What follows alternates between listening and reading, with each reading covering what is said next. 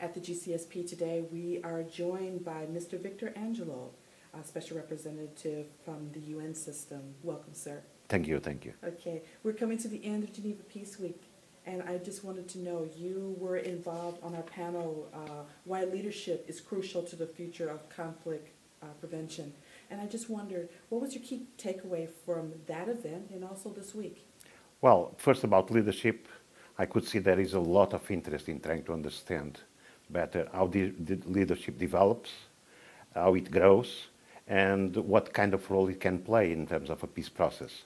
So we saw different perspectives and certainly a lot of questions about leadership.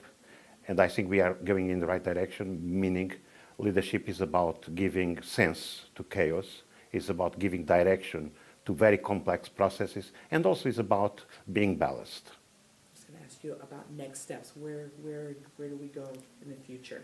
We have to understand better how to promote dialogue in a very efficient way. And that's not only the role of leaders, but is the role of analysts, is the role of all those that have some kind of responsibility in terms of civil society, because civil society is important. And there was also a lot of emphasis on the role of women. And we cannot ignore that the voice of women have to be listened when we are dealing with these very complex situations. Thank you very much.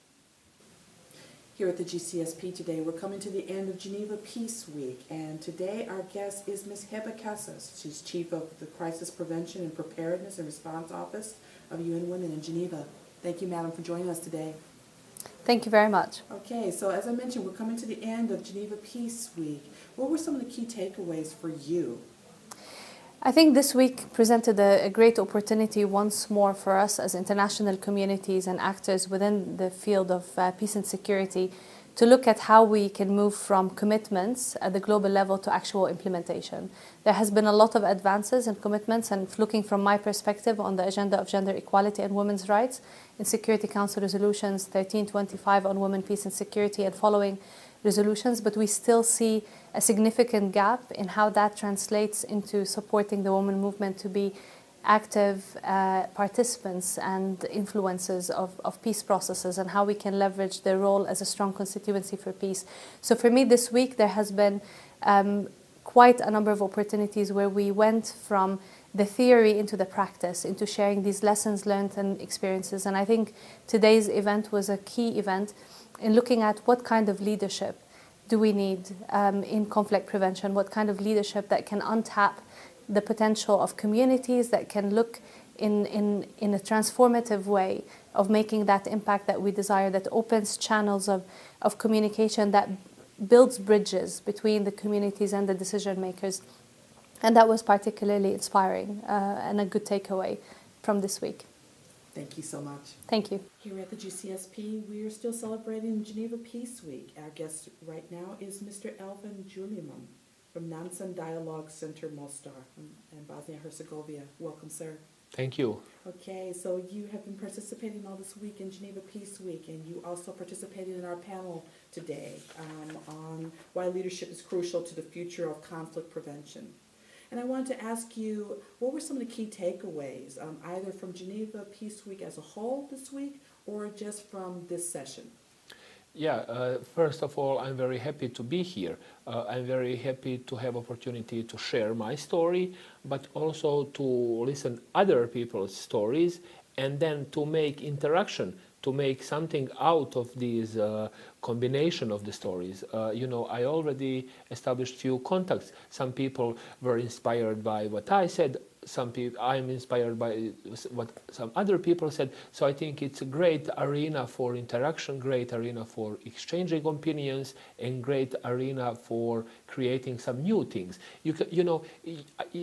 It's not always possible to say immediately what will happen next, but I'm sure some of these things, some of these inspirations will, we will digest it for a certain period of time, and then we will talk. I talk to people from person from Cyprus, from Northern Europe, and it's very similar challenges all over the world, all over the Europe especially. So I hope that my story inspired somebody to reconsider this role of leadership in conflict prevention as well as this integrated education. Thank you so much. And then one last question. What do you think some of the next steps moving forward could be? Yeah, this can be very. We will continue with our work. We hope that we will have more opportunities to share the stories. But even more, we hope that we will be able to create more partnerships, because partnerships are crucial in order to implement better results. And when I said partnership, I mean, support, inspiration, political support by peers, by people who maybe already walked this path, and also we are happy if we can help to somebody else with our experience to at least inspire, motivate, or even share some do's or don't do's. Thank you very much. Partnerships are key. Yes. Thank you. You're welcome. It's Geneva Peace Week at the GCSP, and we are joined right now with Colonel Major Mahamadou Abou Tarka. He represents the President of Niger's Authority on Consolidation of Peace, HACP. Welcome, sir. Thank you. Okay, I wanted to ask you, how have you enjoyed Geneva Peace Week? And what has been one of the key learnings from the Geneva Peace Week as a whole, but also today's panel? Alors, j'ai eu le plaisir d'avoir été invité à la Semaine de la paix de Genève par Peace Nexus, qui est un partenaire de mon pays. Moi, je suis au Niger et je dirige la Haute Autorité à la Consolidation de la paix, qui est une structure gouvernementale qui travaille dans le cadre de la paix, dans la transformation de conflits comme théorie. Et j'apprécie toujours de venir à cette semaine parce qu'on rencontre beaucoup de gens. Alors, il y a eu beaucoup de rencontres de couloir, beaucoup de réunions avec les collègues qui sont venus des autres pays. Mais en particulier ce matin, ce qui m'a le plus intéressé, c'est que j'étais, disons, le seul qui représentait une structure gouvernementale. Et de l'autre côté, il y avait quelqu'un qui représentait une structure des Nations Unies, une agence des Nations Unies, l'ONU Femmes. Et il y avait également une ONG bosniaque qui représentait la société civile. Et donc le débat, évidemment, la discussion entre nous était extrêmement intéressante. Il y avait des points de vue différents. Il y avait le point de vue du gouvernement chez nous, il y avait le point de vue de la société civile, il y avait aussi le point de vue un peu plus sophistiqué des Nations Unies. Voilà ce qui m'a beaucoup intéressé ce matin. Merci beaucoup. Je vous en prie.